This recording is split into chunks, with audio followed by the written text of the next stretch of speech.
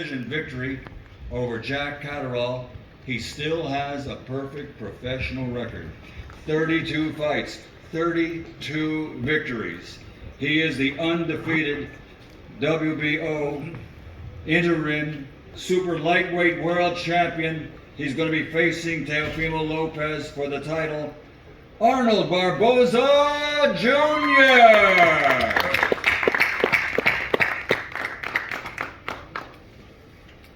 And next, this gentleman will face Devin Haney.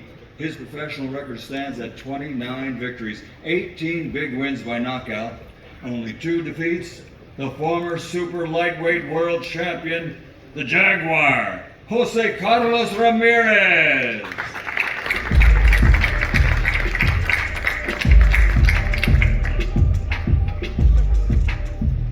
And next up, a fan favorite, 16 victories, 13 of those 16 wins by knockout. He'll be facing Garcia. He's the former interim world champion at the lightweight division and former super lightweight champion of the world, Rolando Romero.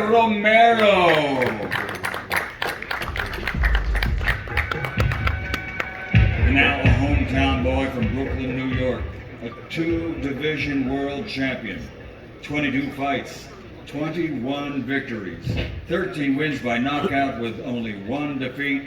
He is the reigning and defending WBO super lightweight world champion, Teofimo, the takeover Lopez. Hey, you heard that, Africa? He said Brooklyn, baby. He said New York. Hell yeah. My swag like it. My swag like it. And next up, also a 2-division world champion with 31 victories, 15 KOs to his credit, from fighting out of Las Vegas, Nevada, USA, the former undisputed lightweight world champion and the current WBC in recess undefeated super lightweight champion of the world, Devin, the Dream Haney.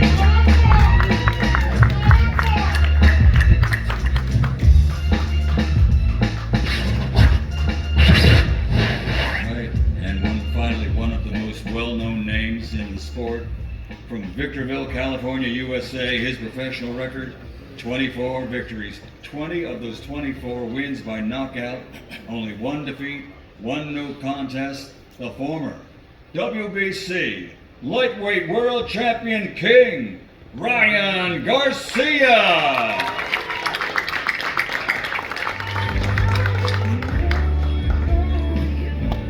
Ladies and gentlemen, at this time, let me turn this over to our host for the press conference, the editor-in-chief from Ring Magazine, Mr. Douglas Fisher.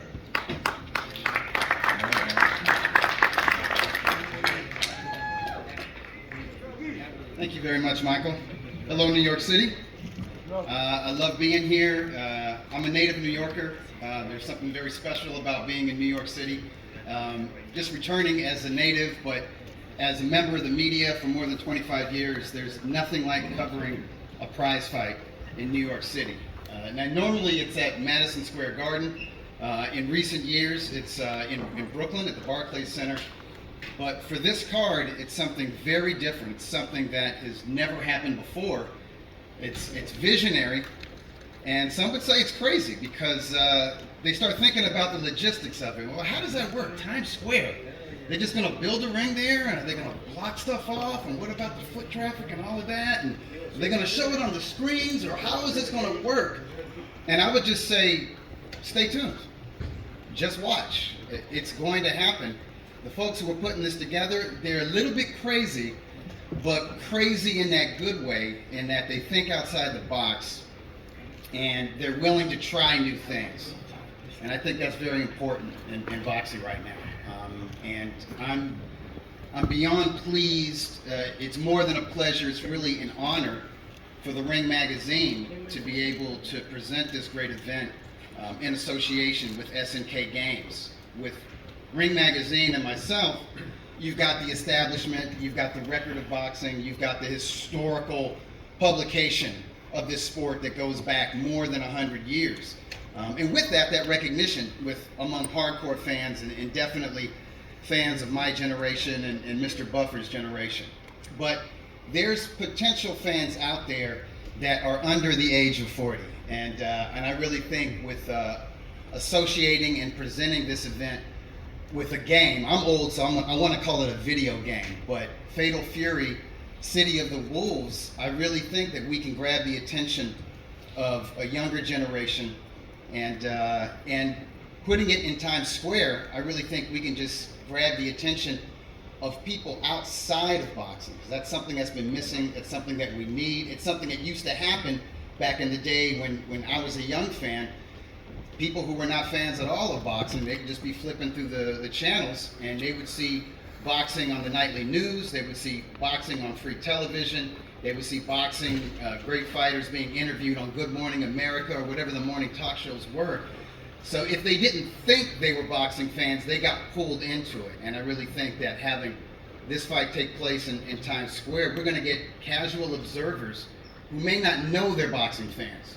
But boxing has a way of pulling people in, and once that bug bites you, you're bit for life. And people here know about this because we're all real fans here. And so you guys know that these are real matchups. Sure, you can argue there's an A side and there's a B side. You could argue, well, there's odds favorites, or there's fighters that the industry of boxing wants to see win. And I think if you follow the sport, you know it's no secret that Ryan Garcia and Devin Haney over here, the plan is for these guys to get together for an anticipated rematch in October. And then a further plan is for the winner of that fight to face Teofimo Lopez. We've all talked about it, it's rumored. But if it's one thing running a publication has taught me, and being editor of a magazine, in boxing, there are no long-range plans. You got to be loosey-goosey, you got to roll with uncertainty and abrupt changes. And I feel like the opponents of, I won't even call them opponents, the fighter on the opposite side of the ring that are going to be fighting Ryan Garcia and Devin Haney and Teofimo Lopez, they're not just coming to win. They, in their hearts, they know they're going to win. So it's these type of matchups that really keep us engaged. So without further ado, let's get into these matchups. I'm going to start off with the two-division lineal ring magazine champion, Teofimo Lopez. Lopez, I like what you have on there. What inspires this right here? Is this like the Warriors or something, or what? West Side Story? I think, hey, well, first off, let's say thank you to God. All praise be to Allah. Truthfully, I think that all these things come together, and that's really why we're all here. So we're here to create big fights, and this is what it's all about. You know, I just want to thank everyone that's partaken in this, the zone, truthfully, the ring as well, me carrying it, and Fatal Fury. Let's get it going. So to that, just balance, man. I'm here to bring and restore balance to this 3D dimension world, and just take over again, like I always do. Times Square takeover. Teo, Arnold says that you've been avoiding him. He's wanted this fight for a long time, probably since you first stepped up from lightweight to junior welterweight. He's wanted this fight. Why hasn't it happened until now? Why hasn't it happened till now? I mean, look, I'm just focus on fights, man. Just focus on big fights. I don't think Barboza is that type, but His Excellency, they asked for the fight. They think that it's a great fight, lucrative fight for this card, and hey, what can I do? When it was first brought up to you a couple of years ago, when both of you guys were top ranked, were you thinking that he hasn't achieved enough, or he doesn't have a big enough name, or what was the reason? Look, I think stylistically, he's a strong fighter, strong Mexican fighter. I mean, we've seen those in the past and everything. I just think that I think it's just the way top rank. I mean, Brad Jacobs is here alongside with me. I mean, he could probably give you guys more detail in that form. I don't think that he had that eye. All right. Before we talk to Brad Jacobs, let's talk. He's 32. Hold on, wait, but he's 32-0. He just got an interim world title. At 15 fights, I got my first world title, and I won it at Madison Square Garden, and then became undisputed at 16 fights. And I'm only 27. How old is you? It's been a long time coming for Arnold Barboza. 32-0. You didn't give a fucking right answer, bro. You still you beat around the bush when they said how come you didn't accept this fight back then. Like, To be real, I think it's time. Hey, you know what? Hey, you know what? Shout out to Top Rank, bro, for cutting the umbilical cord off and letting your ass crawl finally. But I never Say like, actually had that. hey, bro, you want a wolf and talking like you're big and bad, bro, fighting an injured Loma, an injured jailer, bro, like. I'm the yeah, bro. Come on, yeah, crazy. Listen, Arnold, I'm okay, here, tell me right? what you do. I'm Ring Magazine, right? Yeah. Two Okay, time, well, I'm right? taking that. I'm taking that WBO, Ring magazine. right? Trust me, I'm taking that Ring You magazine. might, they might put you as world, Bro, but I got my last two fights, you ain't even mentioned shit like that. Arnold, can you Nah, but confirm this? I'm the. Ain't To be real, ain't like, shit. I ain't gonna be here to Ain't shit. discredit none of y'all Ain't fighters. shit. Y'all do y'all thing, but I'm the only real ring and WBO world champion in this bitch. I am that. Alright, You I are the earned that reigning shit. champ, but we have an undefeated earned that. contender here. Best believe that. Arnold Barboza. All you do is I'm the win. only world champion sitting here right now. Only Bro, one. you ain't no world champion, bro. You're fucking Damn bum. right. Yeah, you know what? I'm You're right. exposed I'm a to that, universe bro. champion, baby. I'm exposed to I'm that, a bro. universe I champion. earn my shit. Universe I travel. champion. I earn my shit. Hostile territory, bro. You get your shit given to you in a plate. I haven't Bro, seen I it earn yet. my shit. Where they at? Ain't no one doing Ain't what nobody, I'm doing, 'cause bro. everybody Ain't know no one how I doing what I'm come. doing. Everybody know how I come. I'm fighting 3 of the top 5 guys in the Everybody 7-month know. span. Call me an old school fighter, bro. I'm fighting a 7-month span, top 3 guys in the division. Arnold. Hey, who are you? Arnold, let me ask you a fight? question. Who Hold you on, fighting? Guys, hold on. Hold on, Arnold. Let's talk about that. I think All this right, man's you've been cooking right fighting. now. You've been doing nothing but winning. You've been fighting difficult fighters. You were willing to travel to Manchester, England. You wanted this fight years ago. I remember it was after maybe one of his first or second fights at 140 pounds. Yeah. You climbed up on the ring, and I saw Teo tell maybe Carl already, "Hey, get this guy out of here." He know, said, this- please. Right. I don't Okay. fight. So, is it better now that the fight is happening on May 2nd than had it happened years prior? Have you grown since that point? Man, I think Teo's fighting me at the worst time he could fight me. You know, I'm coming off of two victories in like a 5-month span.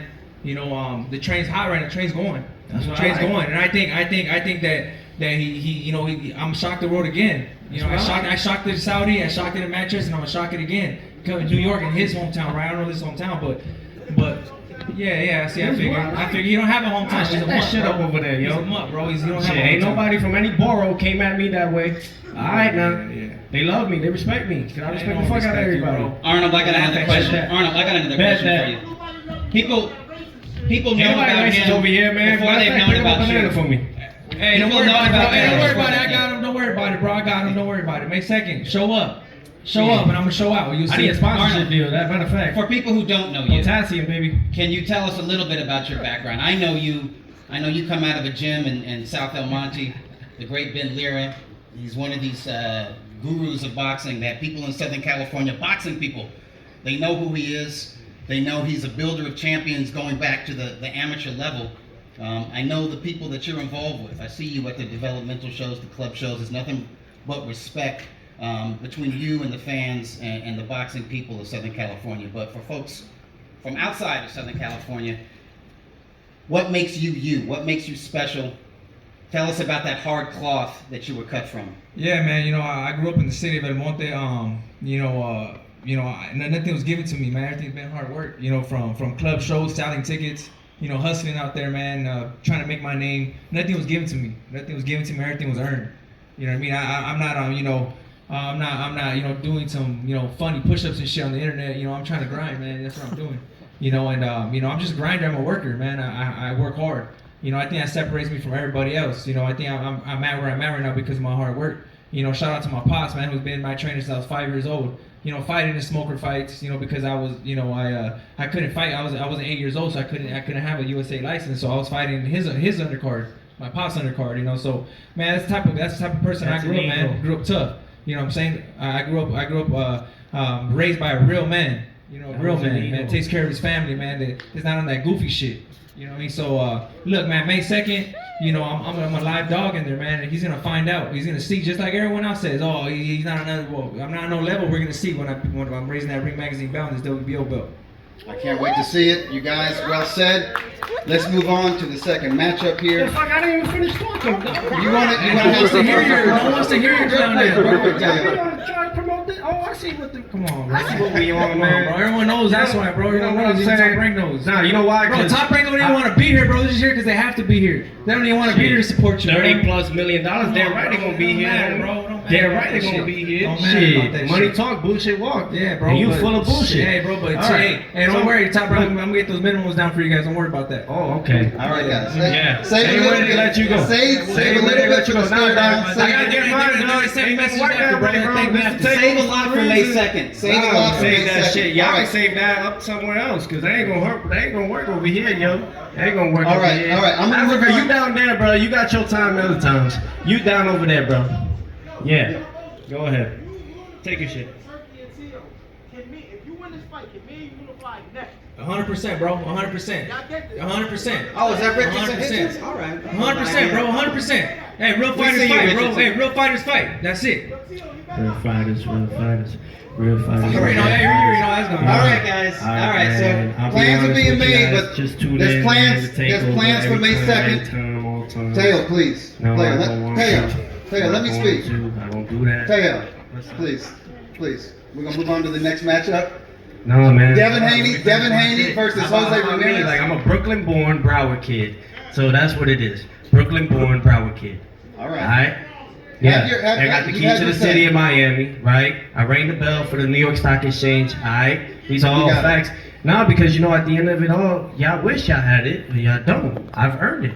Truthfully, earned it in right. this bitch, in this ring. And every time they give me a We guy see that you, is champ. somewhat competitive like that, We see you, Ring we Magazine see how we champion. do it. We We see see how you. we do it. We see you. All right. All right, but Devin hey, Haney. Doug, you look handsome, man. By the Thank way, you very keep much. up the You great like it? stuff. You You know like what I'm it? saying? Yeah. When I do these things, they get me new suits. So. Yeah, for real. Hey, you know. Eddie's looking at me like, about time, dude. Yeah, right, baby. All right, guys. Well, All right. it's a takeover. Peace. All right, Devin Haney, Jose Ramirez. They may not be as chatty as we just saw with Teo and Arnold, but I can tell you from knowing both young men for a very long time, these guys are consummate professionals. These are young men who are about the sport of boxing, who are about dedication, who are about hard work. This is a fascinating matchup. Devin, I'm going to start with you because we haven't seen you since your fight with Ryan Garcia early last year. I just want to ask you why the decision to lay out for the rest of 2024, and why did you choose Jose Ramirez as your comeback opponent? No, I mean, first off, I want to thank Allah, alhamdulillah, for this opportunity. Ramadan Mubarak to all the Muslims all around the world. And no, I took the year off. Like I said, I was going to. I wanted to spend some time with my family. I just had a baby, stuff like that. So I wanted to rest and recover. And I wanted to come back when I felt it was the right time. And but when I came back, I wanted to fight the best fighters in the world. I didn't want to just face any regular Joe Blow. I wanted to fight a two-time world champion like Jose Ramirez, and that's why we picked him. There are folks who say, Devin, that you were exposed. Even though you can argue, well, it wasn't an even playing field in that first fight with Ryan Garcia. They could say, well, we never seen Devin Haney hurt like that. We never seen him down on the canvas. He looked lost in there at times. Do you feel that there are questions that are being asked of you and that Jose Ramirez is going to ask those questions and you can answer them in the ring? Yeah, I mean, at the end of the day, I fought somebody on PEDs, so that's how that fight was. But we move forward, and now it's the world wants to see what Devin Haney's going to show up, and I'll look to give everybody all those answers on May 2nd. All right. Jose, last time we saw you, you didn't look like yourself. It definitely wasn't your night, and I know there was some talk in and around the boxing community that, you know what, this guy was a 2012 Olympian. He was a unified champion. He's a hero in his community. He's got a lot of things going on outside of boxing. He could run for public office in his area. You know, people were saying, maybe you hang up the gloves. Can I ask you, were you considering that, and what brings you here to this point right now? Yeah, first and foremost, I want to thank God, my Lord and Savior, Jesus Christ, for blessing me with all those great blessings in my career. Since it started at the age of 8 years old, becoming an Olympian and a unified world champion, becoming a world champion at 25 years old, a unified world champion at 27 years old. And, I think what it was is probably staying at 140 for too long. Once I saw myself, struggling to make weight and, push my body through that, through that pain and grind, I think I was harming myself, you know. But I'm a guy with no excuses, man. I'm a guy who never says no, and I think I did that to myself. But hey, that was a mistake that I did on my part, and it's, you know, it's time for me to grow and move up to the next weight class at 147. So, you know, I know what I could do. You know what I've been doing in sparring against guys who are world champions as we speak, guys who are, you know, talked upon as future world champions, and I know what I've done to them in sparring. So I know what I'm capable. And comes May 2nd, you know, I'm gonna go out there and you know, make it a fight, man. You know, show the best version of Jose Ramirez, a bigger bull than what people have seen me fight, you know, in the last couple fights. You took the next question right out of my mouth. I wondered, had you hit your limit? Had you hit the ceiling on making 140 pounds? And I've wondered that for a long time. Even when you were champion, when I'd see you between fights, I'd be like, what? No way that guy makes junior welterweight. So you're expecting to feel very strong. I'm expecting Devin Haney to be very strong at welterweight too, because I look at him and wonder, how did he boil down to 135, let alone 140? But if he's healthy and at his best, we're talking about a very difficult, classic 1-2 boxing style. How do you get to him? How do you break that style down? Yeah, man. You know, I've never been too worried about my opposition in my career, man. I'm focusing on myself. You know, I became the best boxer at lightweight in the Americas. You know, becoming an Olympian. You know, beating guys with different styles. You know, different sizes, different skills, different speeds, and I think people must underestimate my speed and power. You know, but you know, I'm ready to put it together, man. May 2nd, and you know, if you thought I was strong at 140, you know, just watch me at 147. I'll never underestimate your power or your heart and dedication, and nobody should underestimate your skills. Very good technical boxer. Devin, same question to you.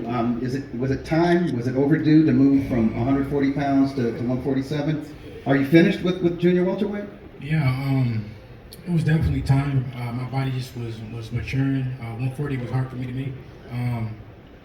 I was there. I felt good for one fight, but in the second fight, I didn't feel as good. So yeah, no, 147 is time. All right. I can't wait to see this fight. It's a brilliant stylistic matchup. You got the stick and move boxer, beautiful jab against the quintessential pressure fighter who has underrated skill and technique. All right, let's move. I'm not going to call it the main event because this is a true triple header. These are true co-headlining bouts. All three of these matchups could headline major arenas anywhere around the world. So let's move to the main event. Ryan, I'm going to start with you. Everybody talks about the grudge between you and Devin Haney, but it feels like there's a grudge between you and Rolly Romero here. And I seem to remember years ago when you guys were prospects at lightweight. You might have been at junior lightweight at the time, as a matter of fact. There was a lot of talk about a sparring session, and there was John going back years ago between you two. Can you talk to us a little bit about that? I think we sparred about 8 years ago. It was a little rough sparring, I guess, but we continued to use that sparring to kind of boost up his career. Credit to his point. But I don't have no bad blood to him. I'm here to do my job and set up that rematch. But I'm not overlooking him at all. I know that he's going to come to fight. It's a big opportunity on the main stage, so I got to be sharp and prepare. I was interviewed last year, I think it was Ellie Seckback, and he brought up this matchup. And he said, well, who do you like in it? How do you see the fight? And I said to him, whoever lands first has a huge advantage immediately. It's like a lightning bolt left hook and a bomb of a right hand with Rolly Romero. Rolly, let's turn it over to you. That sparring session, it seems like Ryan's saying that you were kind of clout chasing, calling him out back in the day, but I guess that's what young fighters do. But you do more than just talk on social media. I know you're a good interview. You move the needle. You got personality, but you're a former junior welterweight champion, and you've done a lot, even though you didn't have that extensive amateur background like everybody else up here has. I mean, if I was clout chasing, he would have had clout. He didn't have clout at that moment. He didn't have anything. So, but it's just sparring. We're gonna see in the real fight in the ring on May 2nd, and we're gonna make it a big fight. We're gonna make it one of the biggest fights in U.S. history, and that's for sure. Rolly, I want to stay with you. The other guys, they've moved up in weight. We're talking about Devin and Jose Ramirez, and they sort of hit their limit, making 140 pounds. I used to look at Ryan, and I used to look at you, and just wonder, how do these guys make 135 pounds? The fact that this fight is taking place at welterweight, does that suit you? Is that better for you? I mean, I called this years ago, saying that me and him were going to fight at welterweight. And this is when we were both 35 pounders, so, I mean, I long outgrown 140. I definitely outgrew 135 long ago. When I was 35 pounder, I should have been a 40 pounder. When I was 40 pounder, I should have been a 47 pounder. So, I mean, I'm like all muscle. Does that affect your stamina? Does that affect your punch resistance when you're boiling down to make an unnatural lightweight? I mean, it affects everything. I mean, it affects timing, explosive, everything. Anything you got, it really affects you. Can you talk to us just a little bit about how important this fight is to you? I mean, is this the most important fight of your career, even though there's not a world title on the line for it? You're fighting one of the most popular fighters in the sport right now. No, we're fighting for a WBA. The WBA regular. Is it the full world title? No, it's the regular. I'm sorry, guys. I just recognized the Ring Magazine title, but you guys are real. You guys are real fighters. You guys are. You guys, it's a very good. Hey, Turkey, I am your champion, by the way. Ring Magazine, I am your champion. We don't give a fuck what you Your want, bro. Excellency, I am Shit. your champion. Bro, we don't give a fuck, bro.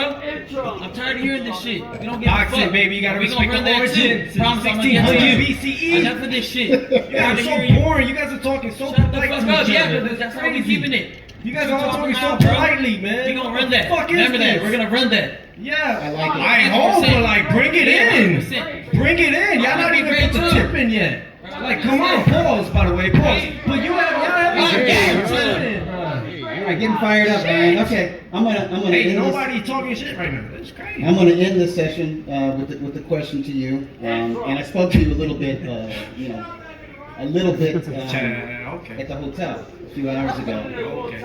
And we talked about you going into that first fight with Devin Haney and all the chaos, and you admitted you were not at 100%. There was drinking, there was smoking. You could have been in better shape. And you told me you got that out of the way. You're not drinking and you're not smoking. Do you have a renewed dedication to boxing and a renewed vigor for boxing? Because you're going to be fighting really Romero, but I feel like you got Devin Haney in your sights, and it looks like you've got Teofimo Lopez in your sights. Well, yeah, I mean, I want to be great. You know, I've always wanted to fight the best fighters in the sport.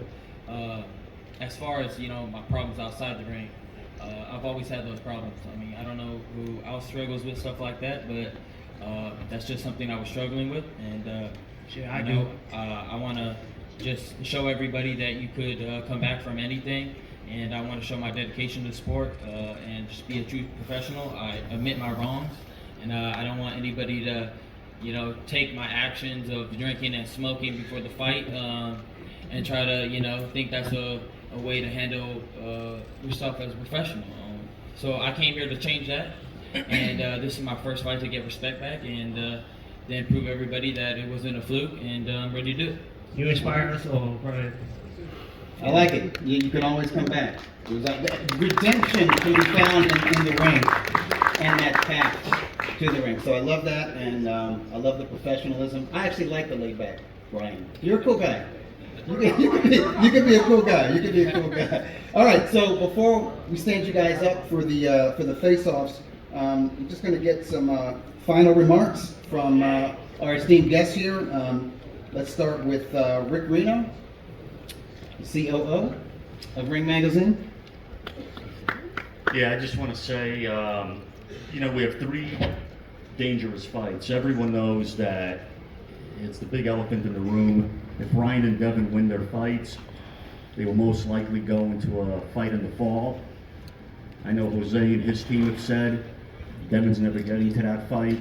I know Rolly and his team have been saying they're never getting to that fight either. On the other side. No, I did not say that ever. My bad. They can fight after me. I don't really give a fuck. And obviously Tio is in a real dangerous fight. He's going to be defending WBO title, the Ring Magazine title, against the mandatory challenger Arnold Barboza. Arnold is arguably on one of the best runs at 140 over the last 12 months. And I know Arnold's told me more than enough that Teo's never getting to any of the future plans that we have in store for him. Man, just like all the other promoters had plans, we broke them, so we're breaking this one too. And we could have, staged this event anywhere. We could have put it in any venue in New York, any venue in LA, any venue in Las Vegas, and it would have sold out. We wanted to do something special, something iconic, because we would have put this any other venue, any other location. It would have just been a really big event with 3 great fights. We wanted something that, like 25 years from now, people would look back and say, "Oh my God, can you believe they staged that crazy event in the heart of Times Square?" Even for the 6 guys up here, they could tell their kids, their grandkids, decades from now, I fought in Times Square. Not that I fought in the Garden or Barclays or the MGM. They could be the first 6 guys to say, I fought in the heart of Times Square with this collaboration that we're doing with SNK. So we wanted something that would create, when we started doing these Ring Magazine events and putting the stuff together, we didn't want to do the same cookie cutter type of events. No offense to my promotional partners up here, but we wanted something that, like Doug had mentioned, that was out of the box, something that people would think was insane. When we first got this concept on paper, everyone thought it was just, we're just talking. It's never going to happen. How are these guys going to do it? I've seen the concepts, and it's going to blow everyone away. And I look forward to seeing everybody in May, and I will turn it back to Doug. All right, yeah, there's amazing things to come. There's some people in the boxing world who say, man, there's some big fights being made in boxing right now, and it's great, but it's all going to Riyadh, Saudi Arabia, and it's like, no, there are going to be some huge events happening this year in America, and in the most amazing, just imagination-stretching locations. I'm talking about like historical monuments. I'm not going to say where, but just stay tuned, because there's some really exciting stuff to come. All right, Eddie Hearn, Chairman of Matchroom Boxing, would you like to share your thoughts on this card? Yeah, thanks, Doug. I think it's all been said by these great fighters. You talk about attracting a younger audience to the sport. You've got 3 of the faces of boxing in Ryan and Devin and Teo, but 3 great fighters. And Rolly, don't forget about Rolly. I'm coming to you, Rolly. I'm about to pick you up.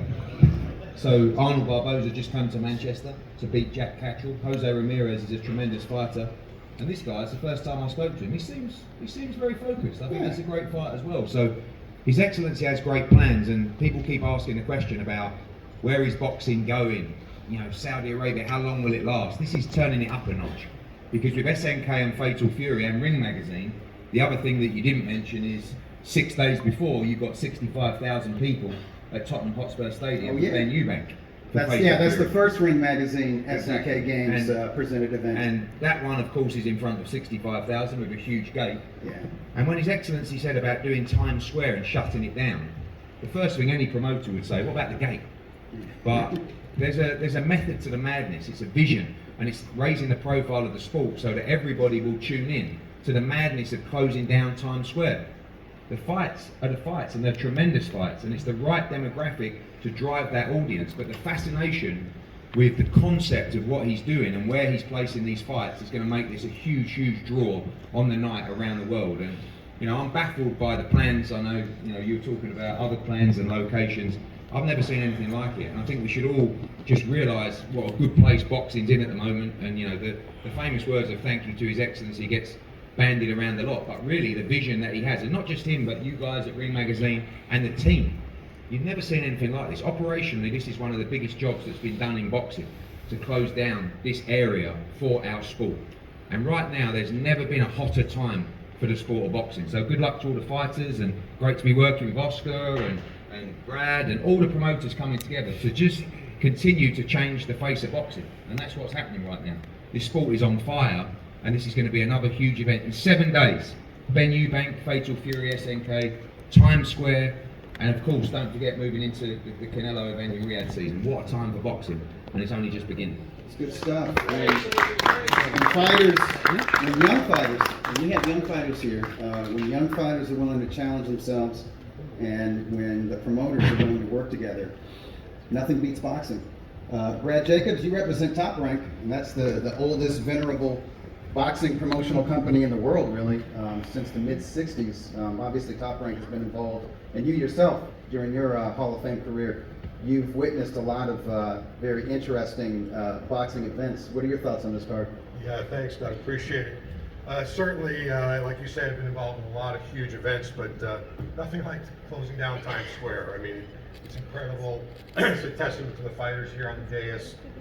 It's a testament to His Excellency and you guys at Ring Magazine. So we're just looking forward to it. The bottom line is Teofimo, not only a great fighter, but he's a showman, and he's going to prove that and steal the show on May 2nd. All right. I know that's right. I know that's right. It's takeover, Times Square takeover. You know it.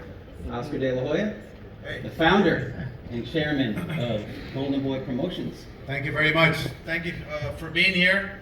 Look, May 2nd will be one for the history books, a full-scale sanctioned professional fight held in the center of Times Square, which will be unprecedented. This event will come to life thanks to Salah Sports, Turkey Al-Sheikh. Their vision is unmatched. The sport of boxing will be on the global stage that evening with the bright lights of New York in front and center. This is what American boxing is all about. This is the highest level of boxing, especially at these weight classes.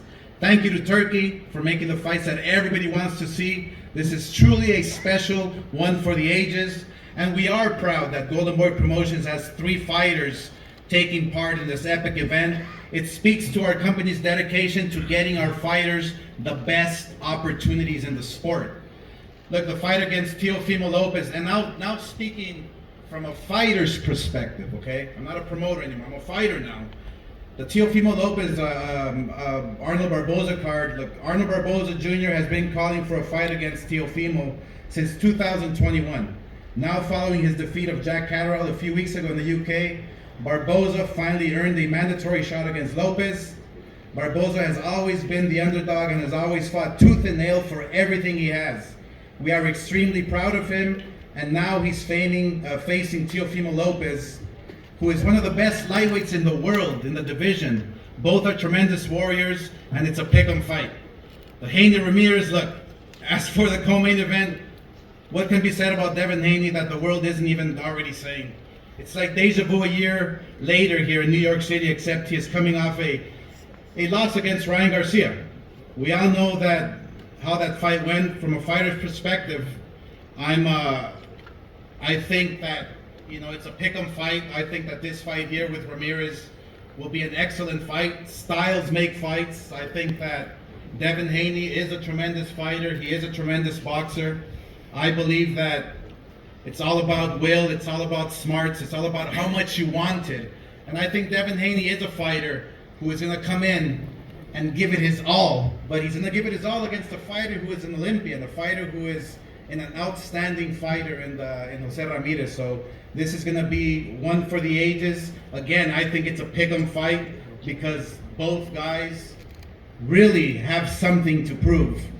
And for Ryan Garcia and Roldies, I mean, what can I say? I think Ryan Garcia is back. I think boxing needs Ryan Garcia. I think boxing without Ryan Garcia is not the same sport. I think him facing Roldies is going to be exciting. It's going to be one of those fights where you just don't want to you don't want to miss it because look, Roldies throws bombs. He's a fighter that can come and fight. You don't know where those bombs are coming from, but if they land, they can do some damage.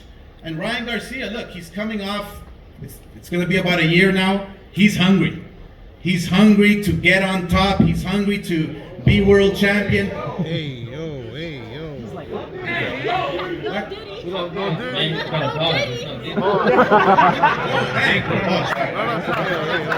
My bad.